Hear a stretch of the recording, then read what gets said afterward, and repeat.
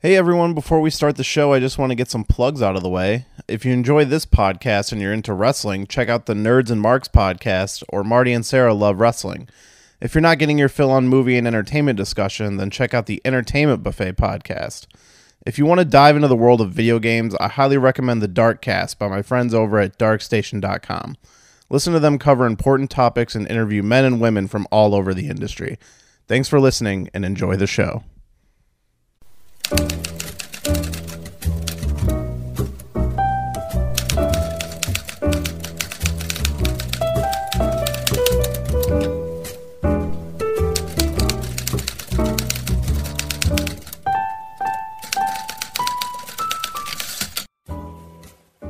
Hello everyone, and welcome to today's episode of Shelved.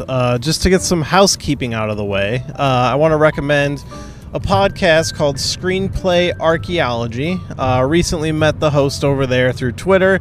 He was kind enough to give a shout out to this show on his show, and it's basically the same type of deal, just from a different perspective. We're both looking at scripts that were never made and talking about them. So if you like this podcast, and he's covered a lot of different scripts that I haven't done, and you want some more of that, head on over to that. I believe you can find it on iTunes. He's on SoundCloud. I don't know where else he's got. I listen to it on iTunes, so just check your Google. Screenplay Archaeology. And yeah, so thanks for the shout out. Go check out his show. I listen to it. I've been enjoying it as well, so... Also, if you want to follow us on Patreon, you have that option where we have some awesome rewards for some show bonus episodes, or if you want to be a guest on the show, you can call into the show and we can talk about some stuff. That's actually going to play into part of this episode, but that's on patreon.com/shelved. We also have some bonus episodes, some commentary tracks. I'm actually looking to do a lot more commentary tracks and maybe put up a band camp and just start throwing those over there. So do them as kind of like a bonus thing, because I actually have a lot of fun doing the commentary tracks, but I want to get some variety of guests. I want to cover a bunch of different franchises and some fun movies and some big movies. So if you actually have some ideas for some commentary tracks you might want me to do, honestly, kind of looking for some bad movies, something fun to maybe laugh at or have to suffer through, you send those over to me at shelvedfilmpodcast@gmail.com, or send me to them on Twitter or Instagram at shelvedpodcast.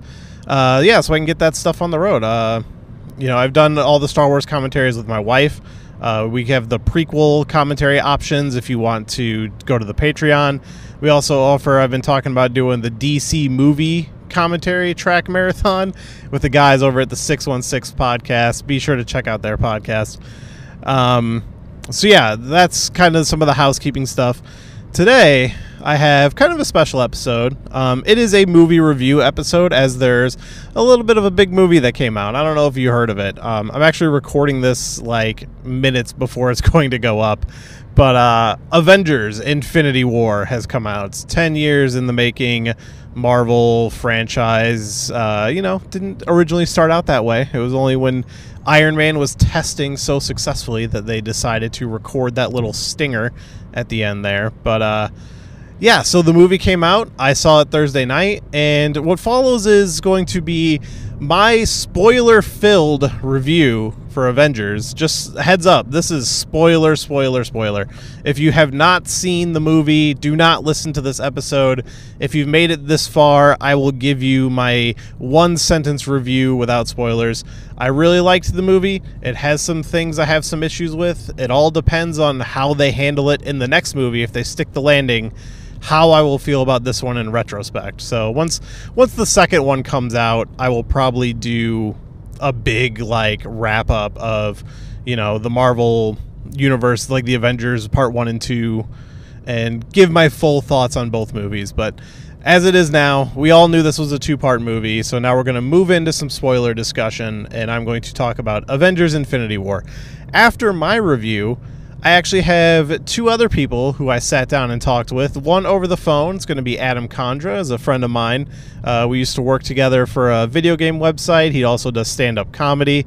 And then another friend of mine who's actually been a guest on the show, Nick, who's, I'm not going to try to pronounce his last name because I'm going to totally butcher it, but he's a co-worker of mine. He's been on the podcast. He was on the Dragon Ball Evolution episode. He also featured on a couple bonus episodes. But I sat down with them and got their opinions on Infinity War. I just wanted to get some thoughts on this movie from other people. I didn't want to just give my opinion. I wanted to try to get... I put out a call on Twitter to see if anybody wanted to call into the podcast. Adam was the only one that answered that call. I had some other people that were interested but weren't able to make it, so I might get those involved in some other stuff. I like doing the call-in stuff, so keep your eyes open on the Twitter. Again, that's at Shelf Podcast, because I'm probably going to do some more call-in stuff, more big movies to get some other people's opinions and thoughts on those movies. I'll probably make that a regular thing, honestly. So we'll see what other big movie that I actually go see that we can do that. But all right, going into Avengers, what did I think? As I said, I really liked the movie. I think it was very well done. I think back to, I should point out I'm doing a car cast right now, so excuse me while I merge into traffic here. I'm sure you probably noticed from the background noise. But let me point out that, remember a time where the first Avengers movie was coming out and we were like, man, how are they going to manage a movie with all of these characters? Like, how's this going to happen? And they totally did it. And now we have like 40 characters in a movie and it's the same thing. And they totally fucking nailed it. Like, every character has something to do. And even, Captain America is kind of the one where it's like, oh, he doesn't kind of do a lot in this movie, but he's a soldier and he plays the role of a soldier. And coming off of Civil War, I think we all would like more, we'd want to know more about what was going on with those characters, what they've been up to and stuff like that.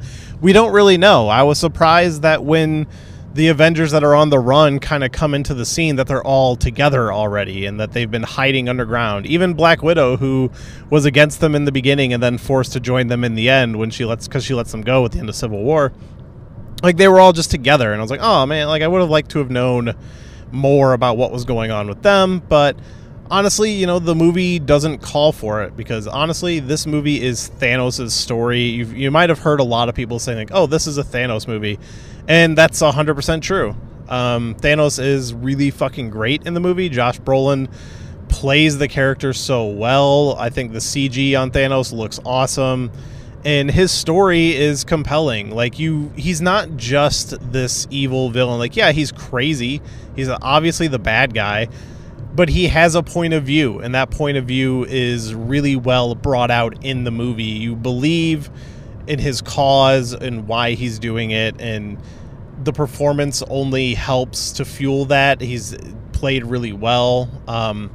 There's an emotional moment with Gamora that I think works really well, where, we're in spoiler territory, so I will say Thanos throws Gamora off a cliff and kills her in order to make a sacrifice to get the Soul Stone. I loved that whole scene and that whole moment. A big moment, a big pop, I guess, is when the Red Skull shows up, which has kind of been a big hanging thread since the original Captain America movie. And it was nice to see them finally wrap that up. Kind of the only one we have hanging now is the leader being introduced in the Incredible Hulk, but I assume we will never see that. I always thought it'd be hilarious if in this movie it all turned out to be like the leader kind of just pulling the strings in the background. Or I thought, on the other hand, I thought it'd be funny if he was just this villain that got taken out immediately at the beginning of the movie. But instead, this movie opens up with where Thor Ragnarok ended, on that ship, and everybody is just like fucking dead. And we see our first death of the movie. They don't waste any time. They get it out of the way. And I love that. It's like everybody went into this movie like knowing that some people have to die, but wondering if they would actually go through with any of it. And literally in the first 5 minutes, we watch Thanos break Loki's neck. And Loki being one of my favorite characters, mostly because of Tom Hiddleston's performance. I think he is fucking amazing. I love his appearance in all the movies. He's had a great arc from all of the Thor movies and Avengers, especially with Thor Ragnarok. I thought he was really great in that movie, and kind of where their relationship is at the end. And this is only exemplified in the scene later with Thor where he's like, hey, my brother's been dead before, but somehow I think this time it'll stick. And he's also like, oh, my sister, I just killed her, and then my brother just died, and my dad just died. Like, it just shows you shit is piling on Thor. And I love the way this movie opens. Like, right away we get, like, they don't make you wait to see Thanos versus the Hulk. Like, who's gonna win? Thanos beats the shit out of the Hulk almost immediately. And honestly, like, what's the thing that surprised me the most about this movie? Like, there's tons of surprises of, like, who dies and who Thanos fights and blah, blah, blah. But the biggest surprise to me was who was not in the movie. And basically, the Hulk is not in the movie for a large chunk. You see him right in the beginning, and then it's just like he doesn't want to transform. Like, Banner, they're in a fight, and he's trying to get the Hulk to come out, and the Hulk doesn't want to come out. And also, Hawkeye is not in this movie. Ant-Man is not in this movie, which is funny to me. Everybody clamoring for so long of like, oh man, where's Hawkeye on the posters? Why isn't Hawkeye on the posters? And he just wasn't even in the movie. He just gets a little mention that, you know, him and Scott are on house arrest or something after the escape. And that's kind of disappointing, and I know it's because of the Ant-Man and Wasp movie that they had to be changed. I bet they were probably planned to be in the movie, but because of the way that was going, I assume we will see what happens to them due to their fate of Thanos' ultimate goal at the end of that movie. That'll probably be a post-credits scene. But I gotta say, there's a lot of really great action in this movie. My highlights are the battle on Titan with Iron Man and the Guardians against Thanos, and Spider-Man and Doctor Strange there as well.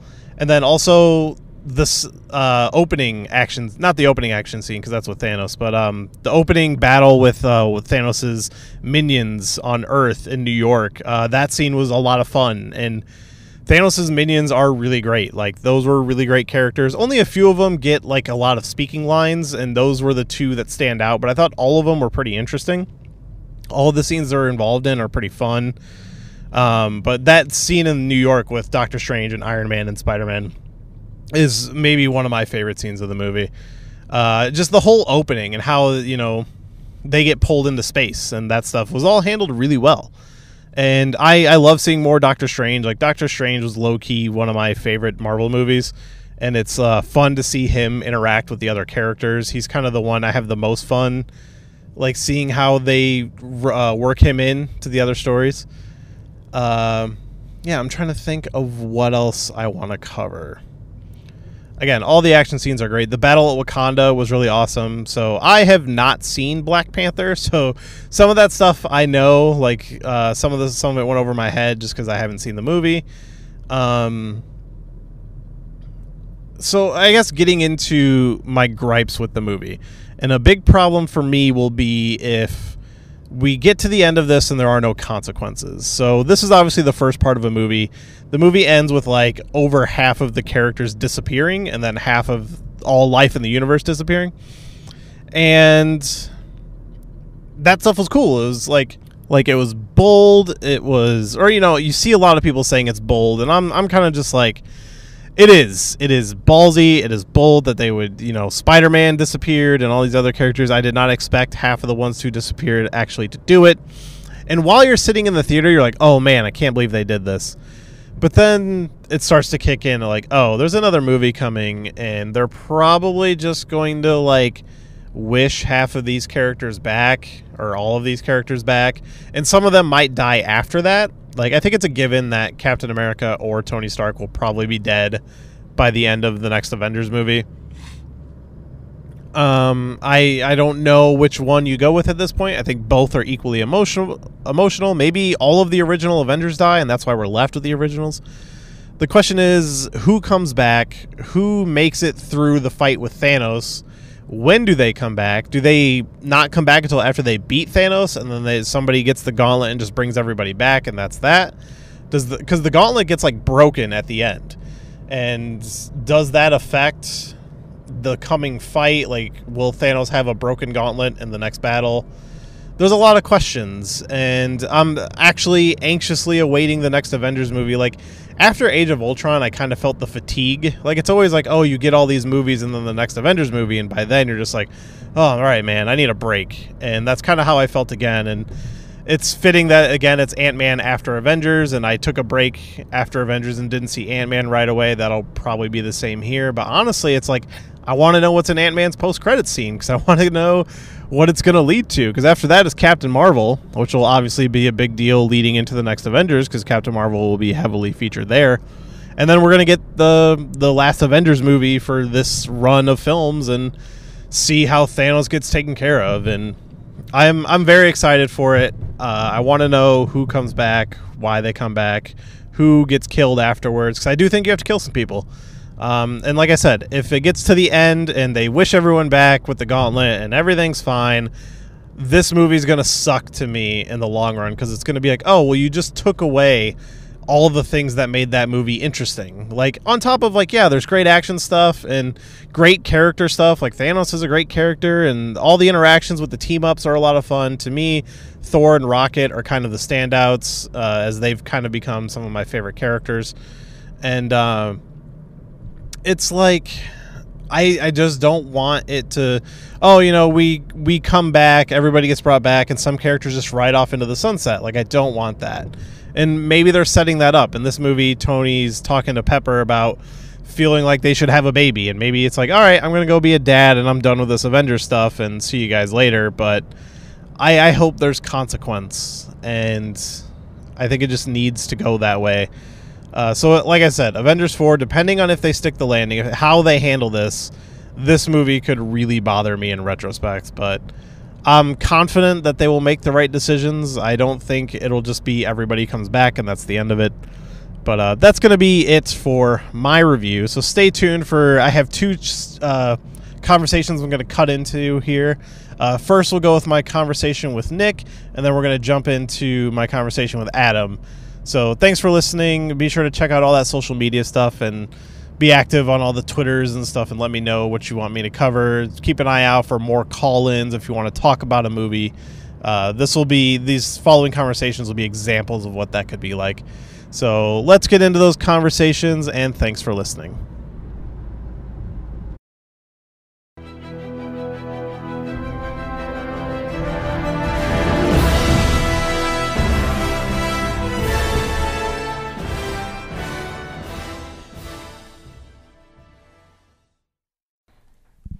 Okay. Are you ready? I'm ready. All right. So, Nick, welcome back to the podcast. Hey, it's been a while. It's been a while. I think since the Dragon Ball episode. You snuck in some bonus episodes here. I think when we talked about Alien Covenant. Well, Prometheus, Alien Engineers. And then you were on a bonus episode where we were just talking in the break room, and I put on my recorder as we were talking like teen sex comedies. Oh my goodness. I put that up as like a bonus I do remember episode. That one too. Yeah, so we're here to talk about Avengers. You're my second guest. Infinity War. Yes, Avengers Infinity War. So at this point, I will have already gone through my whole spoiler discussion of the movie. So assume that everybody listening already knows the thing of the movie. If you haven't, then get your life. Yeah. So how do you feel about this movie? I feel overall I felt really positive about it. I know, obviously, being a Marvel fan, same as a lot of people, going into this movie, I knew I was going to like it no matter what. But to the extent of how I liked it, that was yet to be determined. Yeah. But I think it was everything that I wanted it to be, and it left some things at the end that I was kind of questioning, and I was like, okay, well, that's good that they left something to be desired, at least for the next movie.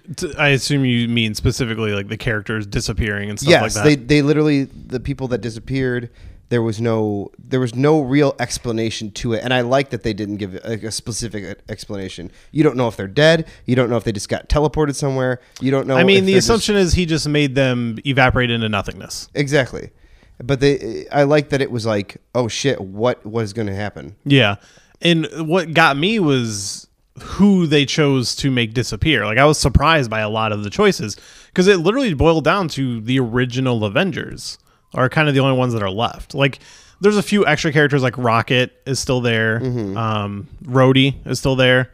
But it's like, Iron Man, Hulk, Captain America, Black Widow. We can assume Hawkeye. We don't know because he wasn't in the movie. Sure. Which was another thing that surprised me. I thought we would see Hawkeye and Ant-Man. Instead, they just get a little nod, but They talk about him, and yeah. And from what my understanding, since Ant-Man and Wasp is the next movie, Hawkeye is in that movie. So I assume he's in it to the same extent that like Doctor Strange was in Thor Ragnarok, that he'll just be in it for a little bit. he'll make a cameo. And I'm wondering if the post credits for that movie will be, it ends where Infinity War ends and you see one of them disappear. Like, and we get that this summer, right? Yeah, it's like in a few months. Okay, so we don't have to wait that long. No, and then Captain Marvel, I think, is probably end of the year. Maybe early next year. I heard October or December. I would assume somewhere between September and November is when because I think Doctor Strange and Thor were like November movies. Okay. Yeah. So like, where would this one rank for you? Like personally or just Yeah, personally, like in the grand scheme of Marvel movies, because I'll say for me, it's kind of currently it rests somewhere in the middle. And that I think it's a very good movie. It's really great, but Marvel's done a lot of great movies. And to me, it hinges on how they stick the landing in the next one. Yeah, I mean, I definitely, like, for me personally, I still think Guardians 1 is my favorite one. Yeah. I mean, it didn't do a whole lot for the story, I guess, in the grand scheme of things. But to me, like, just the characters, the comedy, the action, the music, like, come on. It was a perfect... it was a good movie. You know what? It's a good movie as a standalone as well. Exactly. Like, you don't need to watch any other Marvel movie to watch the Guardians movies. Just 1 and 2. It's all you need. And I look at it as, okay, so here's the Avengers. That's the team on Earth. Guardians, here's the team protecting space. So, like, you don't need any of that other shit to set up their movie because these are all the characters that are in space. Yeah. And... so yeah, I definitely feel like, and I lean more towards like liking that kind of mixture of comedy and action. So Guardians 1 and 2 and Thor Ragnarok for me are some of my favorite ones. I agree. I also really love Captain America. I know you definitely prefer Winter Soldier over the original Captain. Yeah. I love both of those. But to me, my favorite Avengers movie is still Age of Ultron. And honestly, that's a controversial opinion because I think most people shit on that one. But me and you had this discussion. I really like Age of Ultron because the first movie is all about setting up the team. They don't become the team until the end of the movie. Civil War is all about breaking them apart. Age of Ultron is just, here's a whole movie where it's just the Avengers being the Avengers. There's a lot of action. There's a good villain. I think Ultron is a good villain. Like fantastic villain. Yeah, I like how he's very like methodical and creepy. Yeah, and they make it make sense by him being this snarky asshole that he's kind of built on Tony Stark. Like, he even refers to Tony Stark as like dad, you know? Yeah. So that all stuff makes sense for me, and it's got a ton of action. It's very entertaining. So like, I totally get why... I understand that movie has some hiccups, so I get why people don't like it so much. Sure. But Age of Ultron, honestly, is pretty high for me, just because it's an entertaining fucking popcorn movie. Yeah, there's a lot going on in there, and it sets up a lot leading into Civil War. Like, it pretty much is almost the catalyst. That, and along with the destruction of New York in the first Avengers movie. Exactly. It's like that, the structure... I don't know where they were, what country they were in. In Ultron? Yeah. It was Sokovia. It was like some made-up country. Okay, so like that, the destruction there... it was all kind of like built up into what we got into Civil War. That was all. And Civil War is my second favorite Marvel movie because like all that stuff does build up so well, and that movie is pulled off really well for what it is. And that's something I'll say about Infinity War is like, remember when Avengers came out and you're like, man, how are they going to make a movie work with these 6 characters? And now we have like 40 characters, and they made a movie that totally works. Yeah.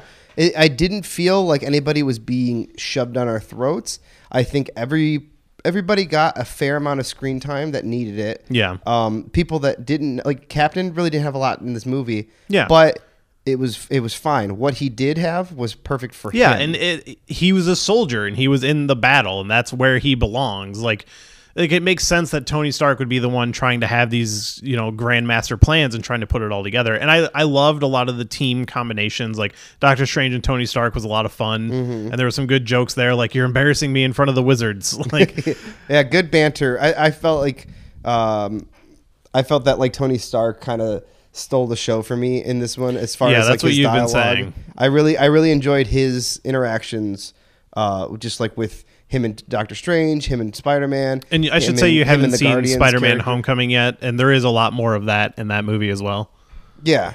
and like his interaction with the Guardians characters as well was really cool. It was funny. Yeah. It's weird. I mean, to me, the Guardians stole the show. And like Thor, I loved Thor with the Guardians. Thor definitely has like quickly after Thor Ragnarok and into this movie, Thor is quickly becoming one of my favorite characters in the Marvel universe. I was worried coming out of Ragnarok of like, man, this is such a goofy movie, and he's playing it so lighthearted that how do you go into this? And I thought they did a good balance. Like he's serious when he needs to be, but then there's jokes of like when he's speaking to Groot and he understands him, and like, you speak Groot, and he's like, yeah, I was an elective on Asgard. Like they have those jokes and those moments in there, but he's funny. Yeah. Also like, I just killed my sister and my brother just died and my dad just died. Like he's got this tragic story, and that was why I liked how they kind of partnered him with Rocket, because Rocket's kind of a tragic character. Exactly, and they were surprisingly one of the best team ups in the movie for me.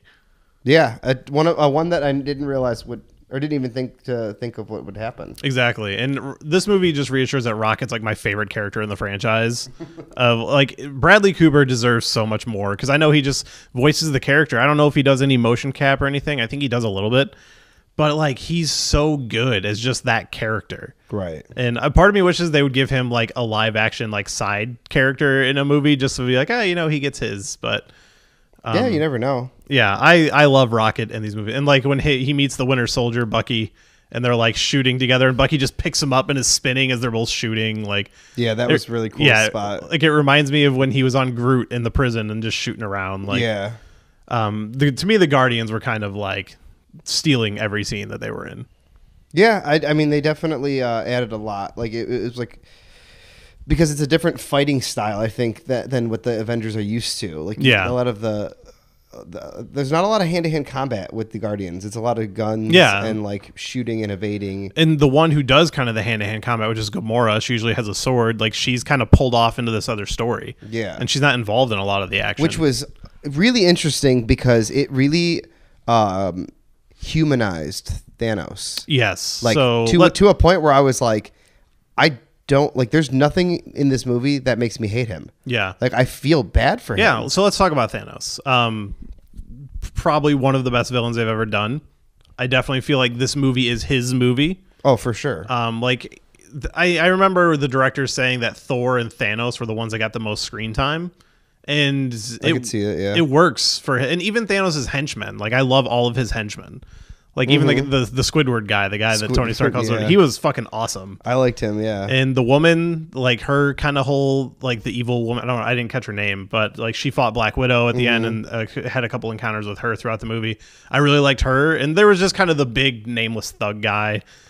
Like their version of the Hulk. Yeah, which he was fine, you know. Like he did it for me. Yeah, there was like two others. It was him and one other that didn't really get a ton to do or say, but the ones that stood out were awesome. Right, yeah, and I feel like they were the main ones.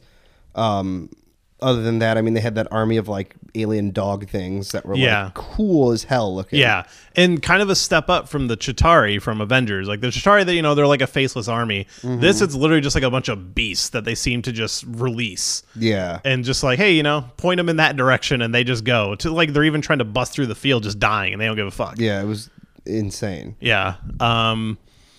So the fight in Wakanda was probably, for me, one of the best parts in this movie. Yeah, that was the question I was just about to ask. Like, what was the best like set piece for you? So I really loved the battle in Wakanda. Was definitely my second favorite. My first favorite would be the fight on Titan, where fucking Thanos punches an entire moon down onto everyone. Yeah, and I was like, that is awesome. I definitely think that action scene is probably the best. My second would be probably the scene in New York in the beginning with Doctor Strange and Iron Man, and where Spider-Man shows up and all that stuff. I thought that was fun because to me, Spider-Man just kind of showing up is exactly kind of the stuff that happens in the comics of like, oh, some big battle might go on and then somebody was nearby, and like you see a lot of crossover stuff happen in comic books like that. Yeah. And so to me, that felt right out of a comic book. I died when it's so funny when they're on the bus. He's like, says to his buddy, and he's like, yeah, hey, cause make a distraction. Goes, holy shit, we're gonna die! Yeah, like that was so good, like, seamless. Yeah, he was like, I got you. Yeah, still amazing that nobody noticed Spider-Man just hop out of their bus. It was perfect. It was perfectly timed. I thought that was really funny. And that's why another thing that makes me want to see the Homecoming movie, to kind of see the interaction between him and his buddy. It's good.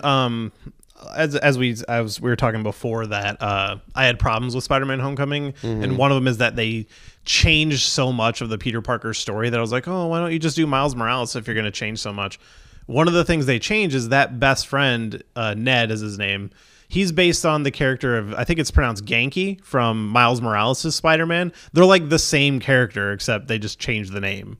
And I think one might be Mexican and one's Asian, but they're pretty much the same. It's interesting. But he was a lot of fun in Spider-Man Homecoming. Like he talked, like, once he finds out he's Spider-Man, which is pretty early on in the movie, he talks about wanting to be the guy in the chair. Like in the movie, it's like, oh, I'm on the computer and I'm pulling up the maps for you and stuff. And at the end of the movie, that's kind of happening. And he's in like the school library. And as he's on one computer over here, he's on another computer over there, and he just like spins around. He's like, guy in the chair. As he's like spinning from computer to computer. Like he has some really good moments actually. And it's definitely one of the better parts of that movie is their relationship. So that's good. I like that. Yeah, I mean, as I said, I have problems with that movie. I still really like it, and you should definitely check it out. You'll probably like it more than I will. Probably. I haven't. That's one of my curses. I think I just have an overwhelming positive outlook on movies. Yeah, like we'll definitely, like, we talk about that Jurassic World trailer, and I'm like, oh, that looks like shit, and you're like, oh man, I can't wait to see this movie. It's amazing. I wish I had that outlook, and you know, I think it's just because I used to review shit, so I just have this lens of like, oh, I look at it and I kind of pick it apart. But I still really enjoy these things. Like, I like shitty movies too. Like, I'll defend the Chronicles of Riddick movie, and nobody should do that. But yeah, so anything else in Avengers that kind of stood out to you? Or I liked Peter Dinklage as this giant dwarf man who was actually bigger than everybody else. I thought that was kind of a fun little thing. That was interesting. I saw when he first popped up, I was like, that looks like the guy from Game of Thrones. Yeah. And then I was like, nope, it's definitely that guy. Yeah, and I thought that was a fun little thing. And they basically just he still looks like himself, like he looks like a dwarf, but he's also like 20 feet tall, which is just kind of like hilarious. That was pretty funny. The Red Skull showing up. That was cool. That for for anybody who follows the movies, it was a cool little Easter egg. Yeah. It's kind of the one big plot hole they've had from the whole franchise. Do you think this was always the plan, or if they were just like, oh shit, we could totally just throw this guy here? Part of me would like to say it's always been the plan, just because they are pretty good at that kind of stuff. But I think it was just, we should have dressed this, and we have a way to write it in. It's hard to say. Easy way to write it in. Yeah, it's really hard to say. I could easily see it being them from the beginning, but at the same time, I found this out today. It was not Hugo Weaving that did the voice, and I don't think he did the makeup either. So, which leads me to believe it might have been a total CG character. I don't know if there was actually anybody in the makeup or anything. Maybe. Yeah, I saw it in 3D, so my screen didn't look the best because I'm watching it through that stupid fucking 3D lens. Yeah. So everything's darker naturally, and just like, this kind of movie's bad for 3D because it moves so quickly that you don't even have time to focus on anything. Like, the one scene that looked cool is in the very beginning of the movie when Loki holds up the cube. Like, his hand, was kind of popping out. Like, oh, that looked cool. But then the rest of the movie is just kind of a mess. There was a couple spots in the movie where I was like, that probably looked really dope in 3D.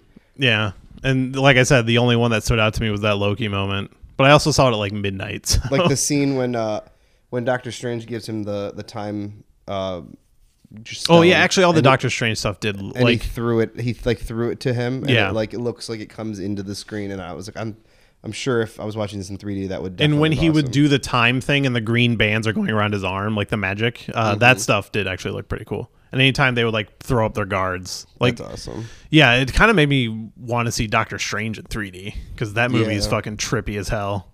Yeah. I love and it's funny, not to get off topic too much, but like I go watching Doctor Strange for the first time, I was like, I don't know if I'm going to be into this movie at all. That was exactly how but I was. I need to see it because it's got to be, because it's a Marvel movie. Yes.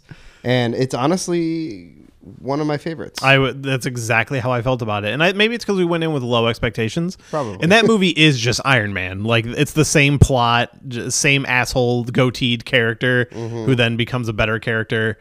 And that's what I like about Infinity Wars. They kind of play off that, where they're like the same douchebags and they kind of hate each other for how much they are the same. Yeah. All the Doctor Strange, Iron Man stuff I thought was really well done.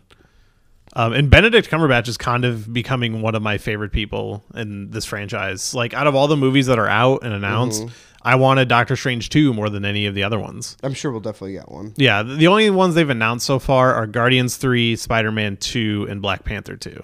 When is Guardians 2 supposed to come out? Well, the first Phase 4 movie is going to be Spider-Man 2, and that'll be after Avengers 4. So not even till like... I assume Guardians would probably be after that. So not even till 2020 will we see... No, probably not. Or wait, when does... So... Because 2019... Maybe next year. May of 2019 is when we get the next Avengers. Yeah, but you got to think there's probably one at the end of the year. But that would probably be Spider-Man then. Yeah. If it is any, I think it would be Spider-Man. So we won't see Guardians 2 until like 2020. Probably this summer of 2020. Yeah, probably.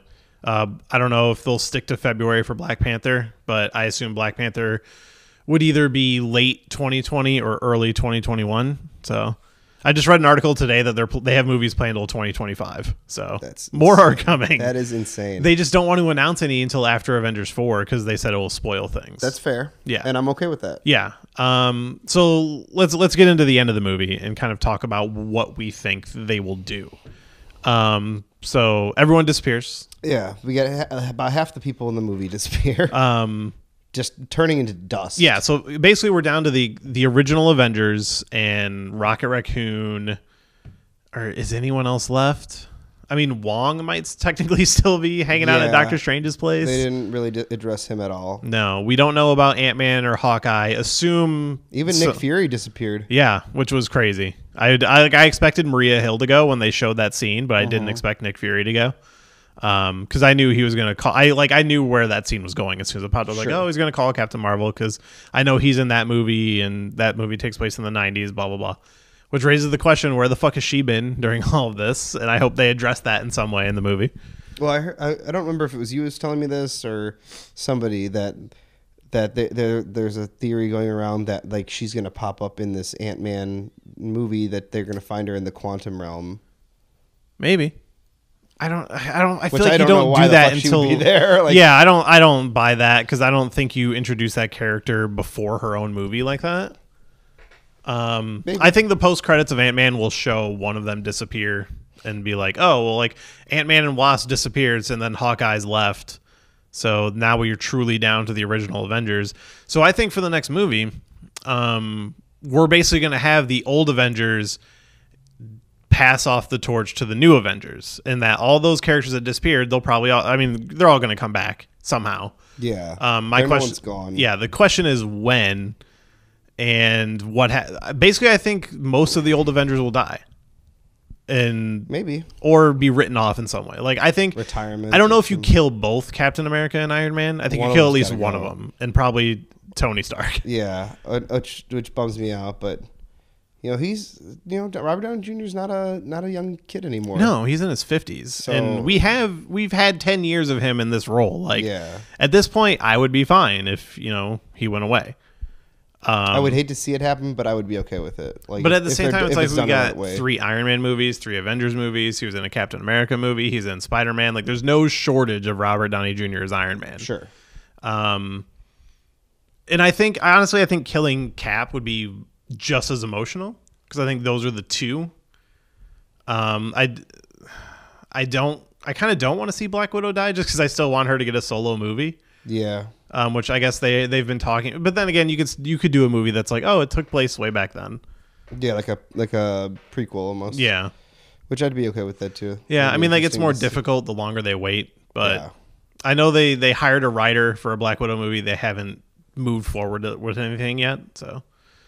But what would you want to see for the next one? I just I would love to see I'm sure we'll definitely get like some sort of explanation as to where these people went. Yeah. And it would be interesting to see where they go with it as far as like what's the plan now, like with Thanos and like. He fucked up the gauntlet. The gauntlet's destroyed. Yeah, so that's one thing to point out is after he snaps his fingers at the end, the gauntlet looks all fucked up. And I thought for sure they killed Thanos. because he like stabbed him, and I was like, oh shit! Like I knew there was no way they were killing him because we all knew that there was like a second movie coming, but I didn't expect it to go the way it did. Yeah, that was interesting. I thought for sure for a second there that they were gonna kill Thanos, and then like the next movie was basically just gonna be them trying to clean up his mess. Yeah, which would have been a little bit of a letdown. Which I'm glad. So I'm glad that he's not gone. Because I definitely would love to see more character development with him. He's such a interesting character. Yeah, he like made this movie. He was so good. There's so much depth to him. And like you said, like you feel his point of view to an extent. Like I think it was handled better in the comics of where he had a reason to wanting to wipe out half the life in the universe. I think his reason in the movie is a little flimsy, but it's just enough that you're like, all right, like whatever. Yeah, and then like I said, like I'm not convinced that Gamora is dead. Like I think Loki's dead. I think Loki's for sure. I think dead. Vision will come back because of the three characters that are dead are Loki, Vision, and Gamora. I think you have to bring back Gamora for the next Guardians movie. Maybe they don't, but I think that would kind of be weird if they didn't. Vision, they kind of implied that he could operate without that stone, so maybe Wakanda can repair him. Maybe. I think Loki's dead. I think that's the end of Loki. And that's fine. Yeah, I mean, kind of a bummer because I really like Tom Hiddleston as Loki. He had a good write off. Yeah, and his arc is great. Like, he didn't go out like a bitch. He went out trying to actually like kill Thanos. Mm-hmm. And he had the end of his arc in Thor Ragnarok, where it's like all these years, it's like, oh yeah, maybe I was the asshole, and he kind of turned at the end there. Yeah, and so it's an honorable death, and I think it should stay that way. But they even have that line where it's like, oh, my brother's dead, but he's been dead before. Yeah. So Thor didn't seem too beat up about it. No. And as I've said, which leads me to believe that he might have a way of bringing him back. My biggest problem is if they finish out this next movie and nobody's dead. Like if there are no consequences for any of this, I will be thoroughly bummed out. The only reasoning I could see for them not wanting to kill any of the characters off is because all these characters make so much money. Which I understand, but at some point, you have to do something. They don't have to. Who's going to see a fucking War Machine movie? Fucking kill War Machine. They don't. Well, I'm just saying is that there's money behind it. So I could see them not killing off like Captain or even Iron Man. Like I don't see any, like if one of them. I think they at least write them out in some way. Right. Eventually they'll have to. Yeah. But I don't, as far as like, because like I know as fans of the franchise, we want to see somebody die because like there's like that emotional turn that it could take the story.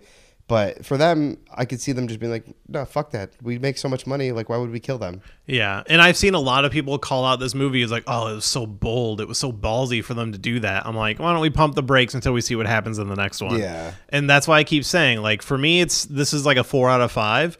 If they end up undoing all of it, it'll drop to a 3 for me because it is still an entertaining movie in its own right. There's a lot of great stuff. It's not one that you'd probably throw on to watch, kind of like an Iron Man or something like that. Yeah. Just because like it'd be one that like, oh, I'm gonna watch Infinity War Part 1 and 2 or whatever they call the next one.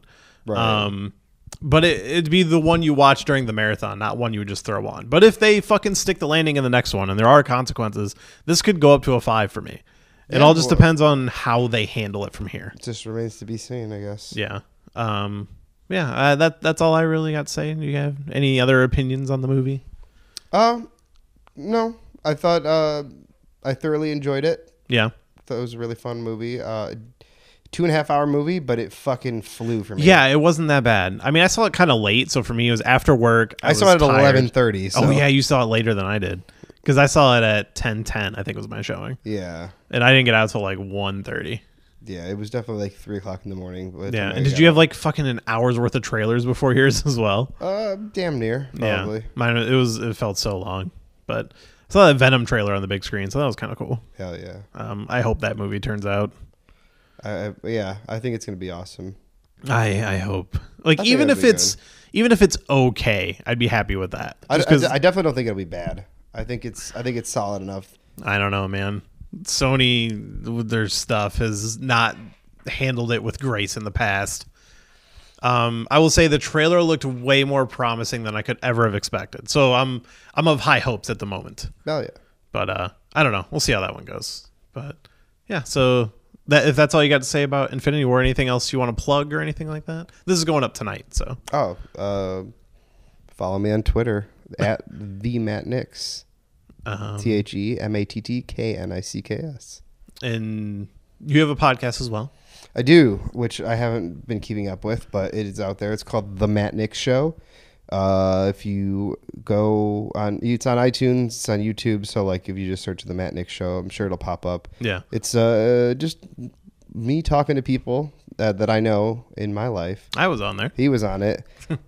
We talked about this podcast. Yeah. A little bit of we talked about a lot of stuff. We did talk about. That was a fun one. I went back and listened back to that. That was a fun podcast. But it's a lot of people that I know in my life that are involved in the wrestling business. So I try not to talk a lot about wrestling because I know a lot of people don't give a shit. But at the same time, that's like a big part of your life. Yeah, it's bound to come up. So and I think it's okay. It's a fun listen. So check it out. Maybe you like it. Yeah. Freelance Wrestling. Freelancewrestling.com. If you like pro wrestling, check that out. It's a wrestling company that I run in Chicago. And we stream live on powerbomb.tv. So if you want to check that out, go to powerbomb.tv, sign up using the promo code freelance. You get a free 20-day trial, and you can watch every single show we've ever done. It's on there. It's like wrestling. It's like a wrestling Netflix, basically. And it's awesome. And you guys have a lot of great shows. So that's a good fucking deal. Hell yeah. So go on there and check out some Freelance Wrestling. Well, thanks for sitting with me, man, talking Avengers. Hell yeah. Thanks for having me on again. Yeah, and we'll definitely have you on again soon. Actually, I want to talk to you about that. So, all right. So thanks for listening. Hell yeah.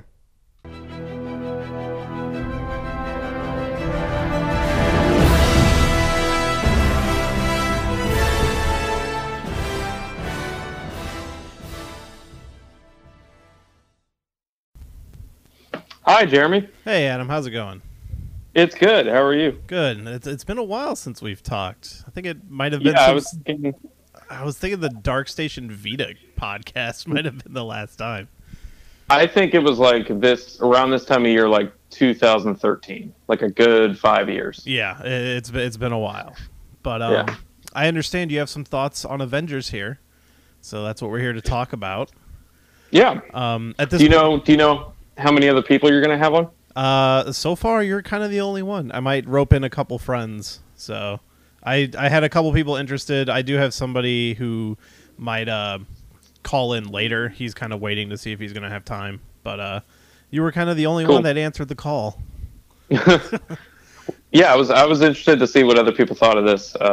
Listening to this later, I mean, but yeah, it's kind of weird to watch a movie of this size and still have it feel like this fresh in my memory, you know? Yeah. I assume you saw it Thursday night? Mm-hmm. Yeah, I did as well. I went really late because it was every other showtime was sold out. So yeah, I had to wait to buy my ticket because I wasn't sure when I was going to get out of work, and ended up going at like a 10 o'clock 3D showing. Oh wow! Yeah, which was the 3D was not fun for me. That's like Avengers 1 opening night stuff. Yeah, and that was how I saw the first one. Actually, it was in 3D, and I probably haven't seen a 3D movie since. But this one, it was just distracting mostly. So I kind of want to see it again just to see it in 2D. Yeah, there was I think it was when the Force Awakens came out. There was an incident at the theater I went to where I went at the first showing, and then we got out and we saw everyone lined up for the second showing, and there was a guy in my audience coming out who shouted the spoiler of that movie. Oh wow! And yeah, the theater staff escorted him out because everybody who was in that showing turned on him and was like, "Why would you do that?" Yeah. And then everyone who was waiting is like, "Wait, is he telling the truth?" And then there's this really awful realization where you look at their faces and you realize he's telling the truth, and they've just had that ruined for them. And so ever since that happened, I try to make an effort to get to the first showing possible, so that I don't run the risk of that. Yeah, I generally go the weekend it comes out, like a Saturday or something. But this one, I knew it was going to be way too hard to go Thursday and Friday, just avoiding everything. So I got off work around 3:45, and I just went straight to the theater because there's no use in not doing that if you're going to an early showing. Yeah, so how was your theater? I saw a lot of people talking about their screenings. Mine was pretty late, so everybody was quiet, but I saw a lot of people talking about having some kind of loud theaters that were getting into it, like cheering and stuff like that. Yeah. So I live in a college town, and God bless Marvel, because they put this out a week earlier than usual, which just happened to be finals week for Alabama. Oh, so nice. it was me, and then mostly like working townies and a few families who were there, and like not that many college kids, which is usually what fills up the room. And nothing against them, but it was just a different kind of atmosphere because of that. Yeah. I was in between two like moms who were there with their husbands, and it was like date night for them, which was kind of funny. Yeah, I was also sitting next to like a couple, and I was on like the end of a row. Yeah, and like they didn't bring their kids. It was clearly like the mom has a crush on Chris Evans, and the dad likes comic book stuff, and so that was interesting. Because usually it's a bunch of smart ass comic book nerds like me who are in there. Yeah. And it also like significantly changed the atmosphere for the last 5 minutes of the movie, which I'm assuming were just spoiler. Yeah, it's a spoiler. Spoilers here. So yeah, like that was kind of funny because people got really emotional when all of that was happening, and I was in disbelief because I didn't think they were actually going to do it. Yeah, and then once Black Panther disappeared, it was like all bets were off, because then there were like a lot of gasps. Yeah, and Spider-Man for me was the one where like, oh wow, really? That's when people started sobbing, is when he's like clinging to life in front of Tony. Yeah, that was a really good moment. And do you know the GIF from Survivor? And it's like two blonde women who look horrified, and then there's that dude behind them who smiles. Yeah. Do you know what I'm talking about? Like that was me. I've seen that one. Yeah, that was me in the theater. Like, I didn't think they were going to do it. And so when they actually start knocking people off, I was like, this is awesome. This is like way more than I expected of this movie. Yeah. For them to go this far. I was kind of having a similar thought, and once the movie was over and I had more time to digest it, I kind of had some other thoughts. But before I get into that, what did you think of the movie overall? Like, you've put out recently a ranking on like your social media. You were ranking the movies. Where is this one kind of sitting right now? So this is weird, because I would compare this to like a gigantic, like massive Thanksgiving dinner, Yeah. It's just this huge gauntlet, no pun intended, of food. And you've got it's just all this story at once, and all this climax at once, and you're just consuming it in this one massive sitting. And as a fan of the Marvel movies, I think that's really satisfying. Yeah. Super satisfying, in fact. But I think as an individual movie, like, this isn't going to be one of the entries I come back and watch, later in years down the line or something. I think I agree with that. It'd be one, obviously, we haven't seen the second movie yet, because this was always a 2-part thing, that it'll be one of those things you'll always watch them back to back, but it wouldn't be one you would just throw on like a Wednesday night, Right. And whatever our feelings about this movie are now are going to be changed and colored by the experience of watching part 2, and we don't know what that looks like yet. Exactly. So I would put this right outside the top 10. I think this would be like number 11, like middle of the pack. Yeah. Like it serves two purposes very well, but it's not among my favorites. Yeah, and for the record, your favorite, I believe, is Civil War. I think, my favorite is First Avenger, but I think the best one they've done so far is Civil War. Yeah. Yeah. Civil War is pretty close for me as well. That's my number 2, and Winter Soldier is actually my number 1. I just love those movies. I think the Captain America movies in general, as a trilogy, I think are the best handled, and he's one of the best characters going through the whole series.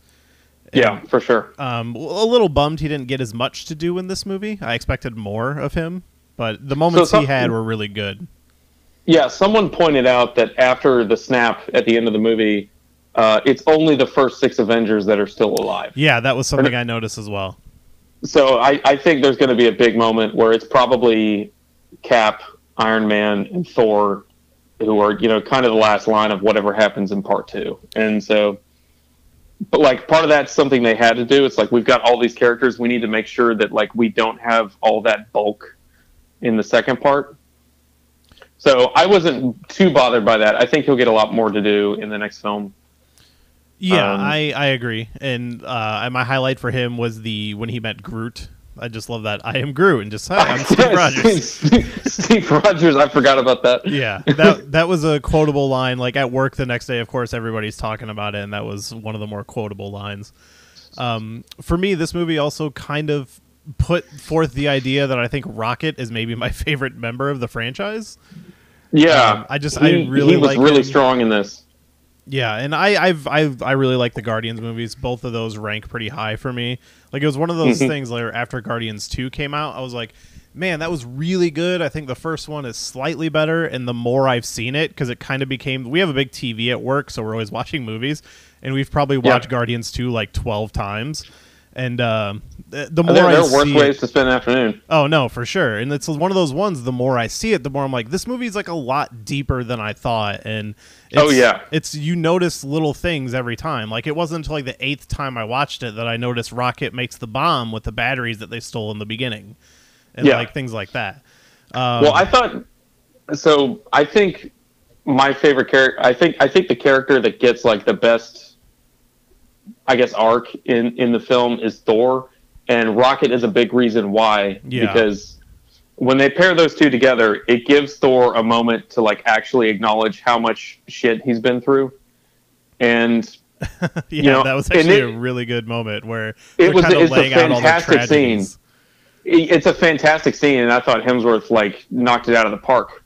But I was, you look at it and you're like, okay, why is Rocket the person he's airing this out to? And then you remember like Rocket is a product of like a really abusive like scientific experiment. Yes, and it was, their relationship I thought was one of the best crafted in the movie. Yeah, and he knows how to manage other people's trauma without being like overly sanguine or sappy or obnoxious about it. And like I thought, when Thor is restarting the star and all that stuff in the forge and everything, like it's a good moment for him to sort of shake off the goofiness that was piled on him in Ragnarok. Which I thought they handled pretty well, because Ragnarok is just such a ridiculous fun movie, and in this there's still little hints of that, like when they're on the ship and he understands Groot and he's like, I took it on Asgard, it was an elective. Yes. Like that was his 9th grade, was learning how to speak Groot. Yeah, which it makes sense because they're all aliens of some kind, so I thought that was like, it's a way to acknowledge that like, hey, he was just in this really goofy movie, but we are now transitioning. Yeah, and which is, you've got two characters there who are perfectly designed to kind of shoulder the weight of the goofiness as it comes off of him. Like, we'll let Thor be serious now, and then we've got Rocket and Groot to kind of complement that. Yeah. So I thought the character pairings in this film are just excellent. Like having Stark and Doctor Strange, who Doctor Strange I think gets like several awesome moments in this movie that were just perfect. I agree. But like having those two sort of realize that they're the same person, and then they're both super irritated by that, was great. Yeah. I mean, everyone kind of gave Doctor Strange shit for being just kind of an Iron Man clone of a movie, but honestly, Doctor Strange is one of the movies I'm more anticipating a sequel than kind of any of the other ones right now. Yeah, because you've got this big like 3-hour project or whatever, and they did a really good job of showing just how important he is to the safety of everybody, and to sort of protecting the universe, as it were. Like that part of his mission is actually fleshed out really well in this movie. Yeah. And it was cool to see Cumberbatch kind of take charge of that role, even when it like causes friction with Stark, who's supposed to be the leader of everything. Yeah, and he's so good as Doctor Strange. Like he's kind of become one of my favorite people to join the MCU, like post for Phase 1. I think his accent got better. Like I agree. He sounded more confident in the role. Yeah, he even in Thor, like there's just something about him between Doctor Strange and Thor Ragnarok where it's just like, oh, he feels more in it now. Yeah. And even when, Mjolnir is breaking all of his shit and everything, he doesn't really care. He's just messing with Thor constantly. Yeah, which I love that little moment in that movie. Where they're just jumping around the house. Yeah. So kind of talking about the characters that disappear and stuff like that. Have you read a comic Infinity Gauntlet or anything like that? I have not. That's the one. Is it like early 90s? Yeah, early 90s, late 80s, somewhere. I actually only just read it for the first time recently, just because those kind of comics are kind of hard for me to get through. Just very expositional back in those days, so it gets a little boring to read because there's just so much words. And I didn't notice it when I was watching the movie, but afterwards, seeing a lot of people compare it to the comic book, there's actually a lot of similarities. For example, Thanos does kind of lose but win at the same time, and it ends kind of the same, where him like sitting on a pedestal, just kind of looking out at a sunset type situation. Very different in the movie, because in the movie it's literally snaps his fingers and half of life disappears. That actually happens in the beginning of the book. That's kind of what causes the whole conflict to start. Oh, cool. So in the comic, eventually the whole thing is, I mean, I don't know if we should go into this too much, because I guess the movies are going to do it different. But basically in the comic, they get the gauntlet off of him and bring everyone back. And I assume that will happen in the next movie to some degree, because obviously we have movies announced for characters that disappeared in this movie, like Spider-Man and Black Panther and some of the Guardians. That's the other thing I was going to follow up here is I think obviously Loki is gone for good, and obviously Gamora is gone for good. But the three characters who are officially dead are Loki, Gamora, and Vision. But I think and Heimdall. Also. And Heimdall. But I was thinking just the Avengers. But I think. But everyone who vanished, we can assume, can be turned back with the Time Stone. Yes, or the reality or whatever way they're gonna figure that out. I think Vision could come back, just because they kind of already established that there is a way to get him running without the stone. They just didn't get there. Didn't Shuri, she's got most of his brain on that hard drive or whatever? Yeah. And obviously his body's robotic. They can repair that. So I think we could see Vision come back. Obviously Spider-Man and a lot of those people are going to have to come back because they got other movies. I'm just worried that there will be no consequence after the next Avengers movie. And like I was saying, where this movie lies for me, it is in the middle, but I think it could live or die by the next movie. Yeah. And I'm kind of feeling like if you bring all those characters back, that makes sense. That's fine. But are you going to kill any afterwards? I don't know. So that's the thing. How do you manage, I know this is like a script writing podcast, so I think why don't we just, as a thought exercise, look at it this way. If you're going to bring all those characters back, how do you maintain tension throughout the film? Do you do it in the beginning or in the middle or in the end? And if those characters come back, are they just as vulnerable as they were before? And maybe you set up stakes by killing one of them off after they've been brought back? And so this was something I'd actually say the comic does very poorly, is when they all go to fight Thanos, everybody knows that he could just snap his fingers at any point and kill them all. And the only reason he doesn't is because his right-hand man convinces him, because in the comic book he's trying to woo Death, who in the Marvel Universe, Death is a person, and I don't know if they're going to bring Hela into this or not from Thor Ragnarok. Yeah, I was surprised that aspect doesn't exist in the movie at all. Yeah, and if they do that in the sequel, maybe, but judging from the story they gave him in the first one, it seems like they're just going away from that entirely. Yeah. But yeah, basically his right-hand man convinces him not to kill everybody and to put on a show, basically, to try to impress Death. And that's why he just lets them fight, but is overpowering them, and they just happen to get lucky, basically. So it seems like, I don't know if you caught it at the end of the movie when he snaps his fingers, it almost seems like it breaks the gauntlet to some degree. Yes, it looks like it's been stuck in a dishwasher or something. Yeah. So and I guess maybe the gauntlet could break, and maybe that could lead to something. If they do bring in, what's his name, Adam Warlock from Guardians. I think they were hinting at that. He was in the Yeah. comic, and he gets the gauntlet in the comic. I don't know if they're gonna bring that whole storyline in.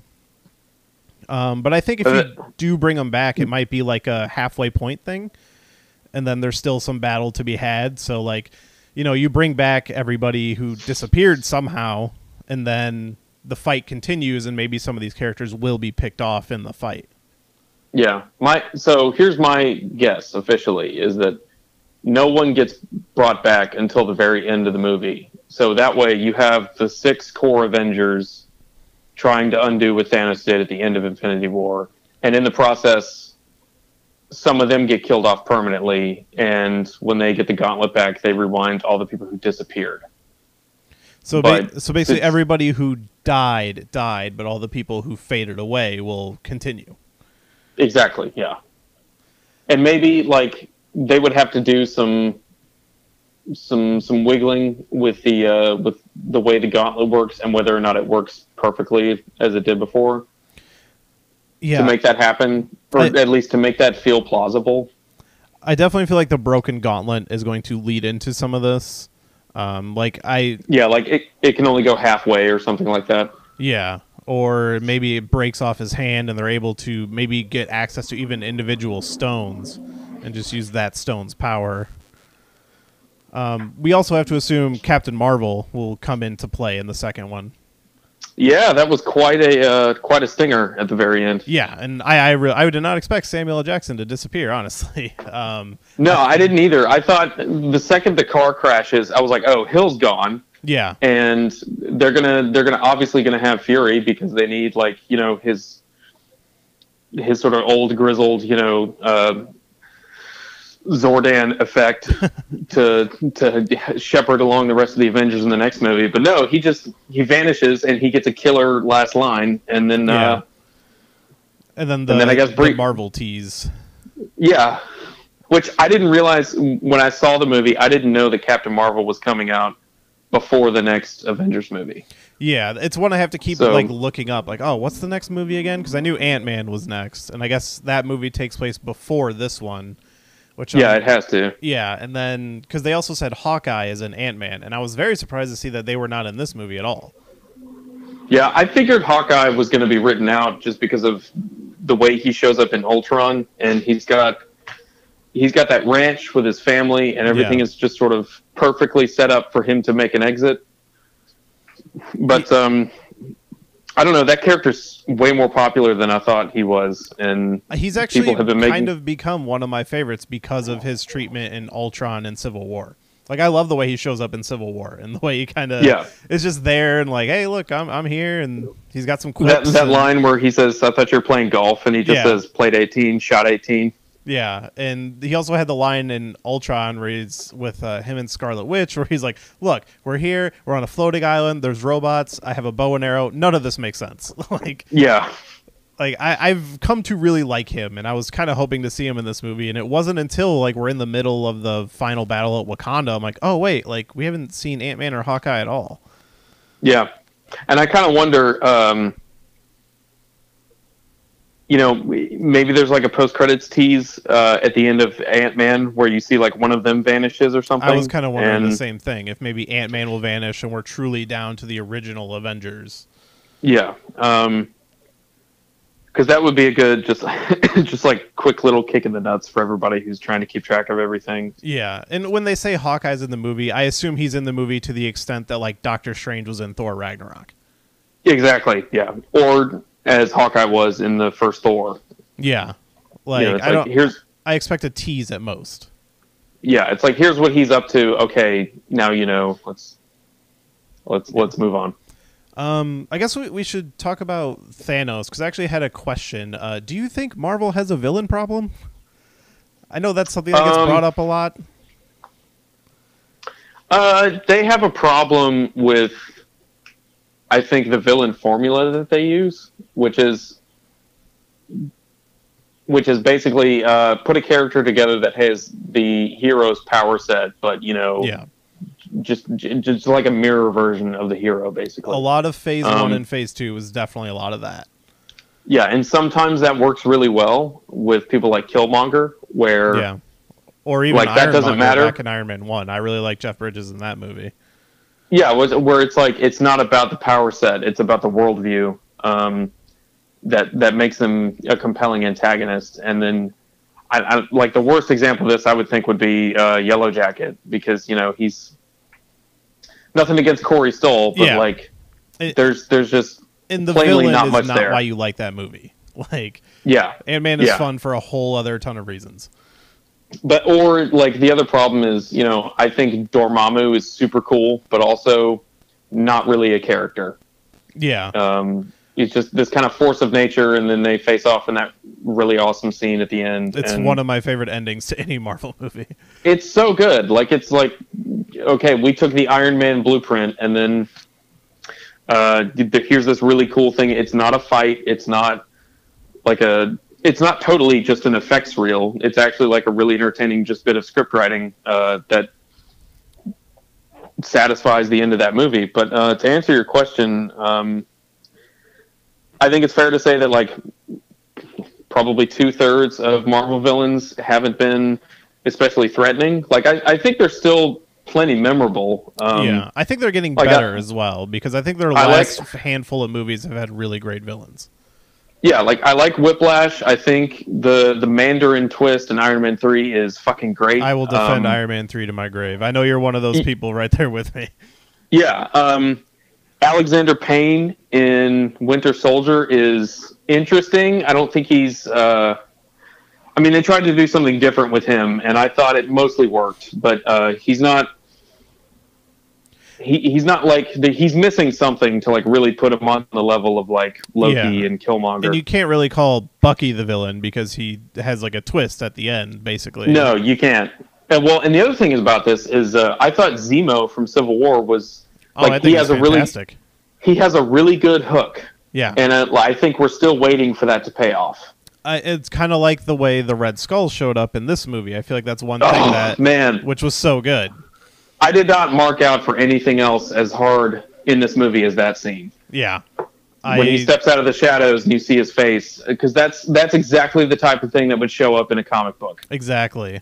And I'm just glad that's like that's one of two huge plot holes in the MCU that has never been addressed. The other one I don't think ever will, which is the leader in Incredible Hulk. But oh yeah. That's a shame. Yeah, which to me, the Incredible Hulk is an underrated movie in my opinion. I think you place it pretty low. I rank it last, and it's not out of any animus against the film. It's just like that film made little to no impact on anything going forward, and I think it's probably Marvel's fault. Yeah, they didn't know because they recast Norton, and it just feels like it's not. Like it's a half piece of the whole puzzle. And that movie was also in production at the same time as Iron Man, and they weren't planning this whole universe thing, so the ties are very minimal. They added them later. Well, and the Iron Man cameo there it's just kind of weird, and it feels really forced. And yeah, other than that, it's just Stark logos kind of placed in the movie. Yeah, it works better now that Thunderbolt is actually like the Secretary of State, I think. Yeah. Because that's a good guy. Like he doesn't move or shake any of the plots really, but it's a reference to something that happened like 6 years previous to whatever Civil War was made. Yeah, which was cool. It's still an acknowledgement, like, hey, this movie's still here. We get it. These characters, like, they are, there's actual history here throughout the entire timeline. Which that reminds me, the gag with Rocket Raccoon giving that dude's eye to Thor. Yeah. Like calls back all the way to the first Guardians, which was like 4 years ago, that's exactly the kind of stuff I came here for. Like, just so perfect. Yeah, and I love the moment with him and Bucky where he's like trying to buy his arm. He just says, I'm going to have that arm. Yeah, he's like, how much for the gun? It's not for sale. How much for the arm? He just walks away, just like, I'm getting that arm. And he probably will at some point. Yeah, like I feel so bad for Bradley Cooper that he'll probably never get recognized just because he's doing a voice, but he is so good in those movies. Yeah. Oh, he's great in the first Guardians when they're at the bar and I think Rocket's playing some game or something, and some pirate or Groot like insults him, and he like loses it, and he's talking about all the shit he went through. Like Bradley Cooper sells the crap out of that. Oh, absolutely! Like this cartoon raccoon talking to you makes you want to tear up, like talking about him being this science experiment. Yeah, and it's like he called me vermin and like all that stuff. Yeah. And one thing I loved in the second one that I noticed is his relationship with Groot and the way he's just like, even in the opening credits, like he eats a bug and Rocket stops in the battle to make him spit it out and stuff like that. Yeah. Like, I love those little moments with him. Well, I know that, like, this time he's like trying to be patient with him because he's a surly teenager. Yeah. And like he moves from being like a partner in crime to a babysitter to like an exasperated parent over the course of 3 films. And it's funnier, I think, because Groot doesn't seem to remember any of it. Yeah, well, so have you seen this whole thing where there are a lot of people who think the Groot from Guardians 2 is the same Groot from Guardians 1, but James Gunn says it's not? I didn't see that, no. So he says that it's a different Groot. They, their species, it will just grow a new one. It's not the same one, doesn't have the same memories or anything. But a lot of fans on the internet, I mean, that makes a lot of sense. Yeah, and fans on the internet are just not having it. And I think that makes perfect sense with him. Because the Groot of Guardians 2 and Infinity War clearly doesn't have the same relationship with any of the other characters. No, and yeah, that's the theory that I go with as well. I mean, especially because that doesn't really bother me that much. Yeah, I don't know why people would get out of sorts with that. But oh well.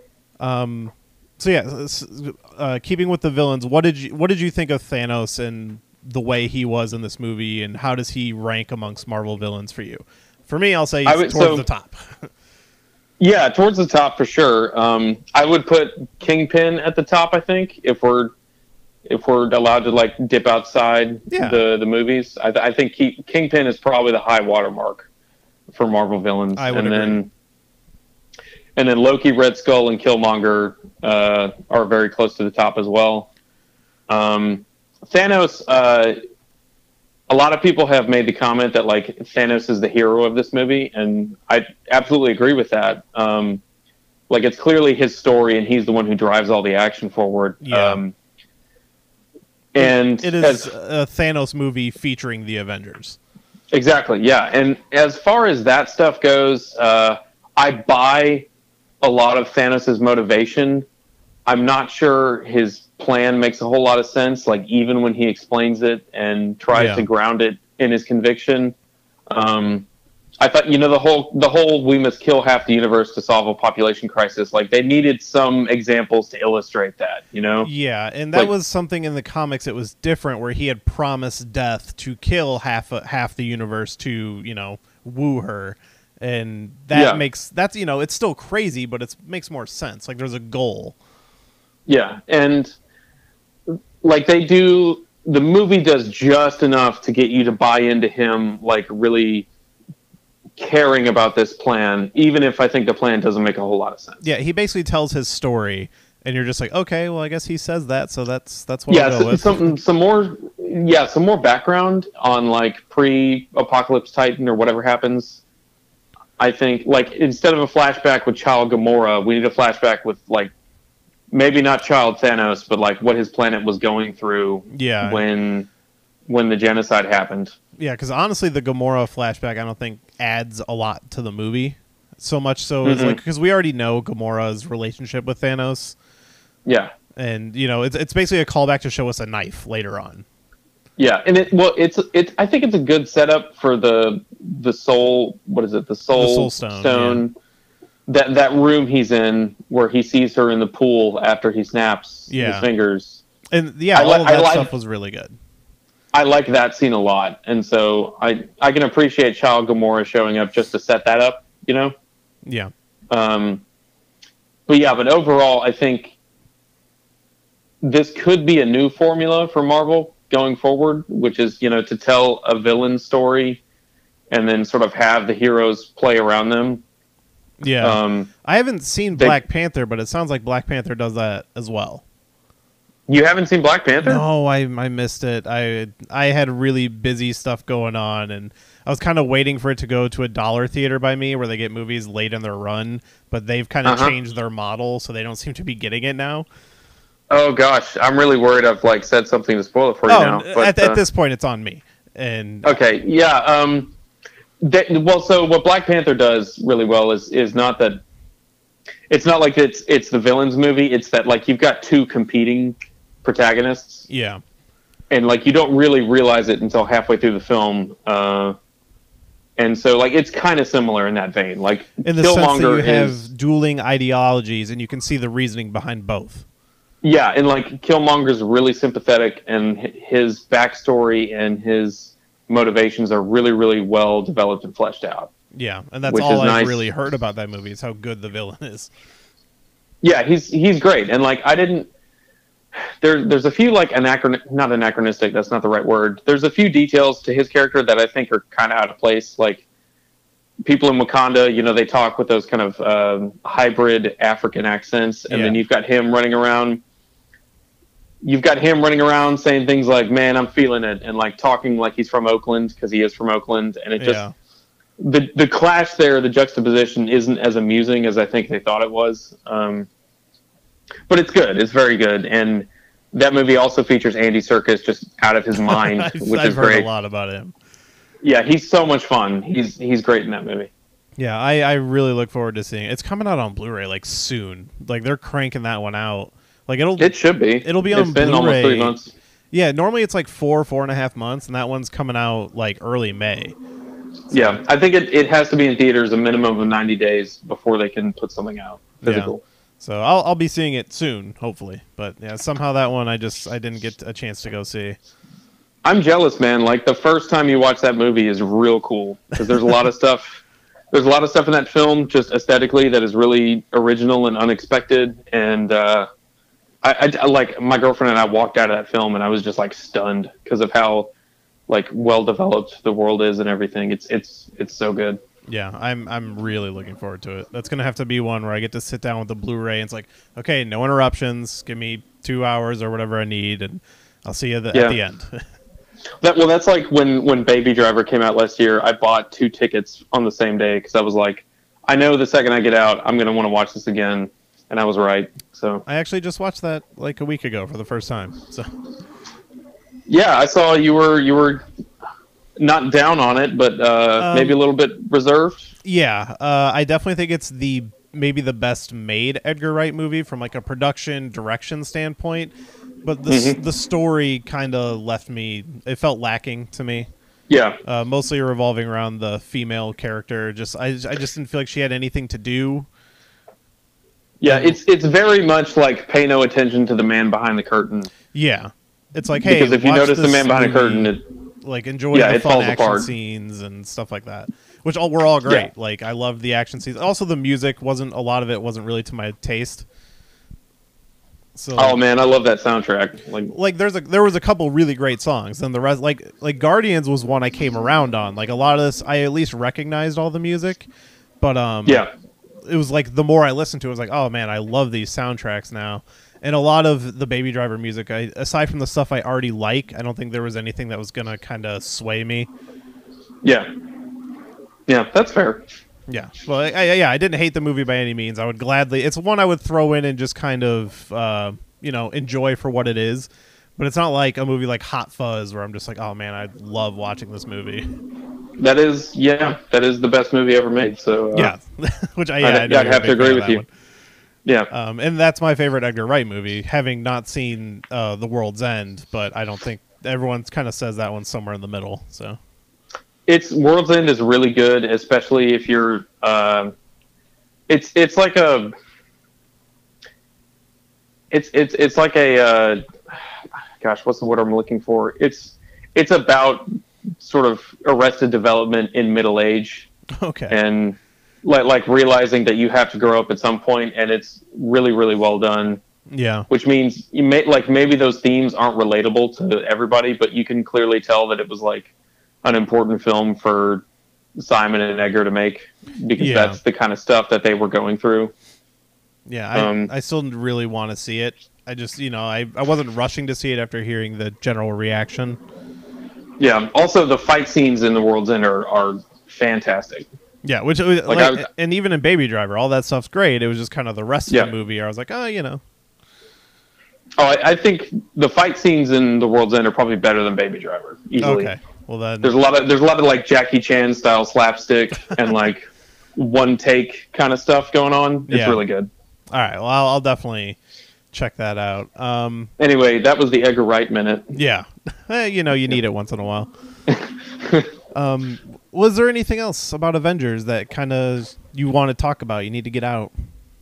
I just want to give special mention to some of the complaints I've seen, specifically that like this people complaining that the movie has too much story and also doesn't do enough to like onboard newcomers. Yeah.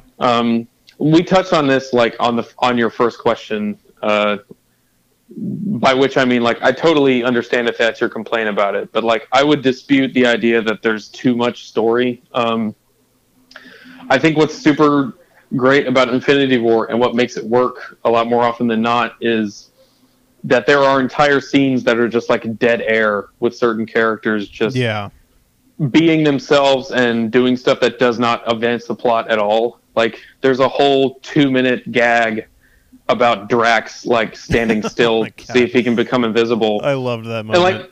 And and it's like 1% of your screen time, right? But it just makes everything so much better because it feels like they're not pushing the story so hard on you. Like these are still characters that are fun to hang out with. Yeah, and honestly, with how many characters were in the movie and how bloated I thought it was going to be, I thought it was all handled really well. And, they let the environment do some of the storytelling for them. It's like you get what's going on, but they let characters breathe a little.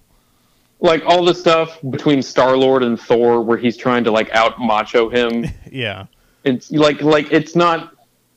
It's pointless, but also like it makes the movie richer because it feels authentic to the characters. Yeah, which sounds really corny, but like it's important, Exactly, and it's you kind of come to these movies for the characters a little bit, and you want them to feel like those characters. Like I was worried that the Guardians weren't gonna feel right, but I know James Gunn did some extra work on this movie, like helping write some of those characters, and I think the Drax moment was probably completely him.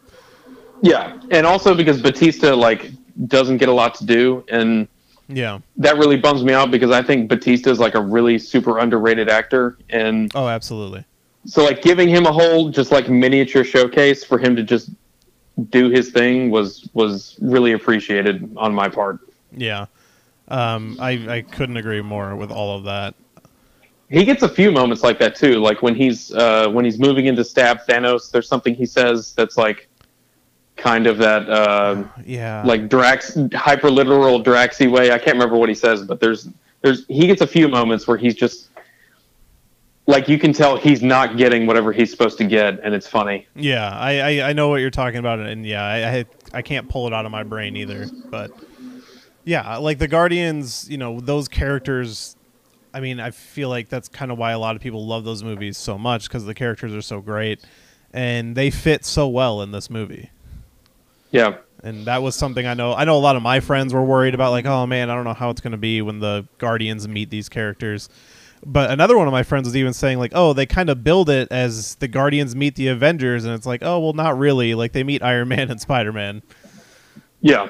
But even that, like you said, I liked the pairings of characters. Yeah, the one I was surprised that we don't get is that Cap and Iron Man never see face to face in this movie, which I'm really looking forward to that reunion in part 2 because it feels like that's kind of the shattered heart of the Avengers right now is that neither of these guys, when they're separate, can really attain the outcome they want. And I'm just looking. That's probably the thing I'm looking forward to most in part 2 is just seeing Iron Man and Captain America reconcile, and then how do we figure out how to undo all of this? I think that's the arc I want to see. Yeah, and I think the first real question is how is Iron Man going to get back from Titan because he's up there alone as far as I can. Was there anybody else still left with him? Is his? No, he's alone. Yeah. Yeah. Is his suit destroyed? Most of it, because it was like the nano suit, and when he's fighting Thanos at the end, he's like pulling armor from his legs to his arms so he can hit him. Yeah. And then Thanos is destroying parts of it. So yeah, by the end of it, he's sitting there and he's just got like scattered pieces of it left. Yeah. So Thor probably summons the Bifrost and gets Stark back to Earth. Would be my guess. I guess he can do that now. That was kind of one of those thrown in things where like, oh, they say it can even summon the Bifrost. I was like, all right. Yeah, Peter Dinklage just throws that in there, and it's like, oh, so that's how they get home. And yeah, that was kind of one of the only eye-rolly lines for me. Yeah, it's just like, hey, here's this plot device we need. Just pay no attention, you know. Yeah. Also, I guess that and Heimdall sending Hulk back. I was like, oh, how'd he do that? The sword? Yeah. But, you know. That was one of those things that was like, why would he know to do that? Or why would he have that instinct to send Hulk and not everybody else? Yeah, that was another thing, is why didn't he send Thor and Loki? Yeah, and the whole thing about, like, Hulk having ED, I guess, that was kind of odd. Yeah, and they've been saying that this is the second part of like a Hulk trilogy with Thor Ragnarok, this, and then the next Avengers. And I'm just kind of, I guess, I'm not really sure what they're going for. Of like, oh, him and Hulk finally coming to a compromise, I guess. Yeah, which is weird because the point of the ending of the first Hulk movie is that like that's already happened. Yeah, and even at Avengers, where he seems to control it pretty well. Yeah. And then you roll around to Age of Ultron, and it seems a little different. Yeah, he's more of like a wild animal that they have to manage. Yeah. With all the code words and stuff. That was another thing that kind of bummed me out, is that there's no like Hulk and Black Widow meet back up again, but there's no story beat there. It's just this awkward. Yeah, just I think kind of greeting. War Machine literally says this is awkward, and like that's the whole scene. Which I would have liked to see a little bit more of that, because I really like their subplot in Ultron. Really? But, that's surprising, because most people seem to not like that. Yeah, I actually think like Black Widow is like the best character in Ultron, because her backstory is super cool, and like it also shows that she really is a lot more vulnerable than she projects, and you know, is upset about things that were done to her, which I think just makes her a lot more human than she initially seems, and she's not just this, you know, sort of stereotypical femme fatale kind of archetype. Yeah, she's a character I really hope they do get around to a solo movie. I know they recently hired a writer to write one, but that doesn't mean they're going to make one, so I hope they get around to it. They need to. They should have had one like 4 years ago. Exactly, and I'm still pulling for like basically make it female James Bond, but yeah. I want to call out one more thing, and then I think I'm done. Okay. The bit where Doctor Strange looks at Iron Man as he's dissolving, and he says, "This was the only way." Oh yeah, that's like the best line in the movie. That's like my favorite thing. That like right before he vanishes, when they set it up with like how many possible outcomes there are in the future and how many do they win. So do you think that's him saying they're taking the one path where they win, and this is just how it has to go? I think that's exactly what he's saying. Yeah. That was something I totally forgot to bring up, was the whole seeing the future thing.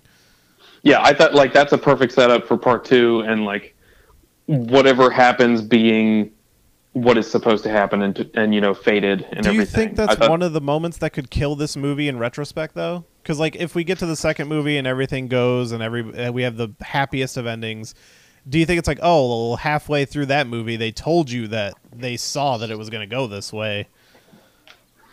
I mean, if the whole movie turns out that way, then it's just one character saying that, and I don't think that bothers me that much. Yeah, because Strange is still making a gamble, which is that just because he does everything right up until the point of his death doesn't mean everybody else is going to get it right after he's gone. Yeah, very true. Because he's not there to tell them this is what you need to do. Like I think there is still some tension there, and that, you know, Stark's question is how many of them do we win? Like, not how many of them turn out perfectly. And that's true. I think that still means that there's like some room for death and sacrifice and, you know, roadblocks to occur. Yeah. Again, I want consequence. We've come this far, and there has been very little of that. Like, Quicksilver died, and nobody cared. Yondu died, and, like, people cared, but that's still just kind of its own thing. Yeah, and also he got a really badass, like, send-off on his own terms. Yeah. Which was good. I will say this, for the record. I think Stark and Cap are both dead at the end of Part 2. I have a feeling only one of them will be, but the other one will be written out. Like, I think Stark might die, and then Cap will kind of hand off the reins to either Bucky or Sam, and then be on his way. Yeah, I think, but that's as far as I'll go. Yeah, I definitely think one of them has to die. But it would, stakes. Just give us stakes. That's all. Yeah, because I think that's the thing that's truly been missing. But that's all. That's all I got, really. You say that's all you got? Yeah, me too. I'm good. All right. Well, this went a lot longer than I expected, so this might actually make a full episode. So. Oh, sweet. All right, but thanks for doing this with me, man. Yeah, absolutely. It was a pleasure. This is going up tomorrow, and I do have listeners in Alabama. Do you have anything you need to plug? You can catch me every first Wednesday at Druid City Brewing Company for the Brouhaha Comedy Showcase. Follow me on Twitter at Contrarian, which is contrarian but with a D. And I'm recording an album in July, but I don't want to plug that right now. It's too far off. Okay. Yeah, that is awesome, man. Congratulations, by the way. I saw that on Twitter. Thank you. I'm excited. Yeah, that'll be awesome. I'll love to hear it when you get it done. Yeah, hopefully before it'll be out on iTunes and Spotify before the end of this year. That's awesome. Yeah. All right, so be sure to check out all that stuff. And Adam, thanks for joining me. Yeah, absolutely. It was a pleasure. All right. Well, I will talk to you soon. Good times, buddy. Yep. See ya.